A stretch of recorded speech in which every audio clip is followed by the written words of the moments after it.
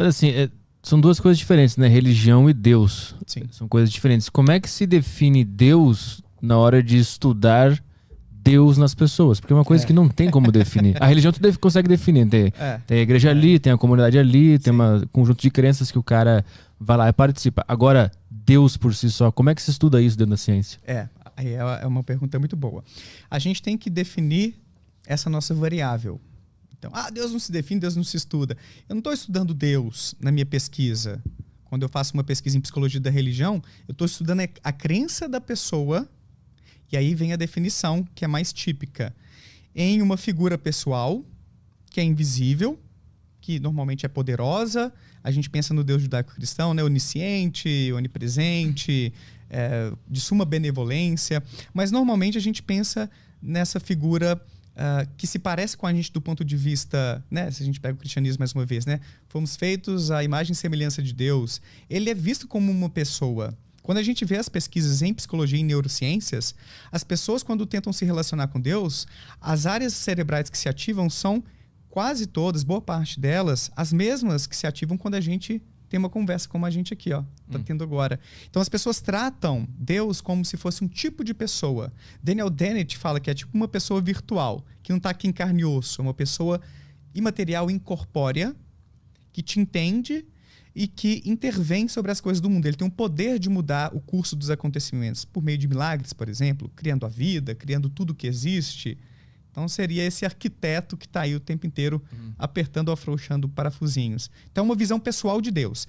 Se você fala assim, não, eu acredito numa energia superior, em algumas pesquisas que a gente conduz, a gente não considera essa visão de Deus. A gente normalmente parte dessa definição um pouco mais popular de um ser poderoso, criador, que tem um interesse especial por nós, seres humanos, que criou e intervém aqui no mundo, nos acontecimentos.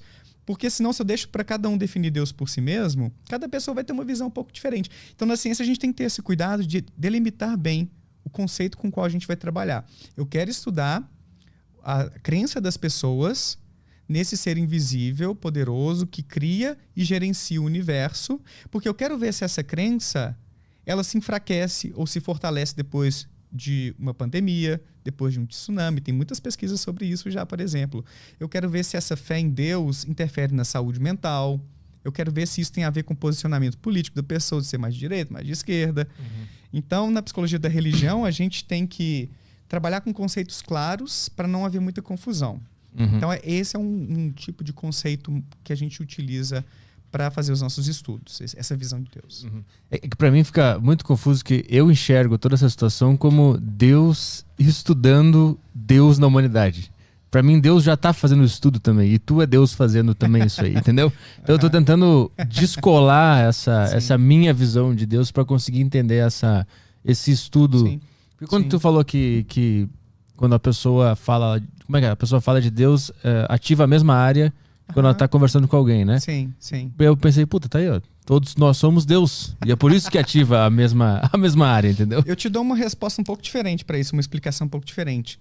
Se na Bíblia está escrito que Deus criou o homem à sua imagem e semelhança, a psicologia da religião sugere que nós criamos Deus à nossa imagem e semelhança.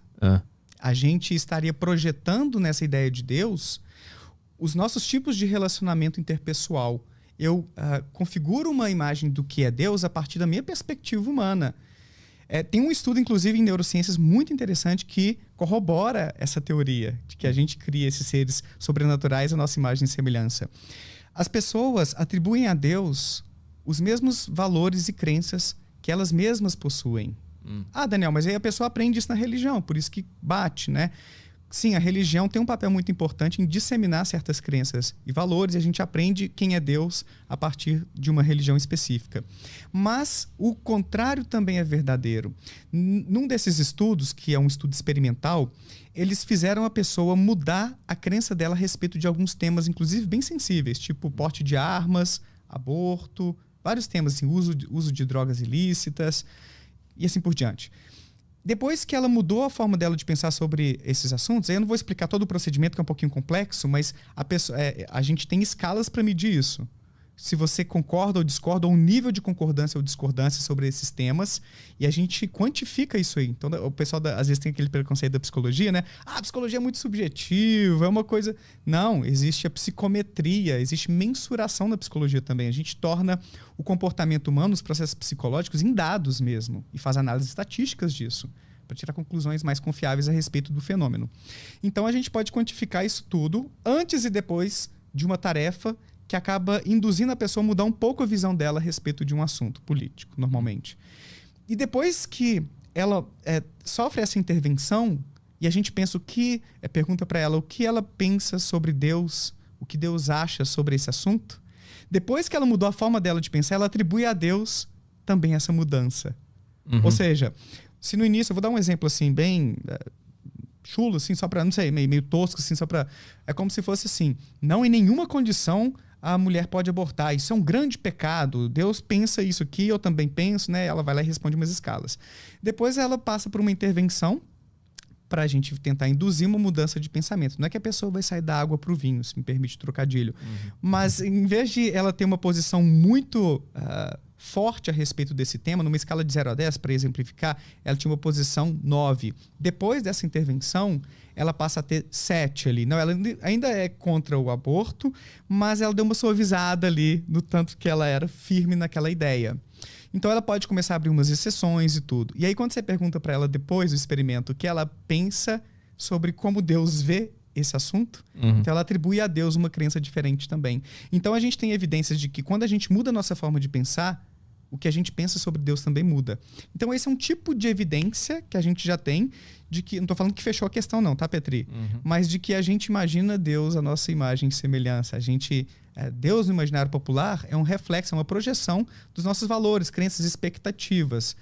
Mas, obviamente, que ele é um ser superior a nós, ele tem um poder muito maior do que nós, ele tem uma importância na vida de muitas pessoas, né? Para quem é religioso e tal. Não estou dizendo que é só uma pessoa qualquer lá em cima. Talvez os espíritos do espiritismo sejam mais semelhantes a nós, de forma um pouco mais geral também.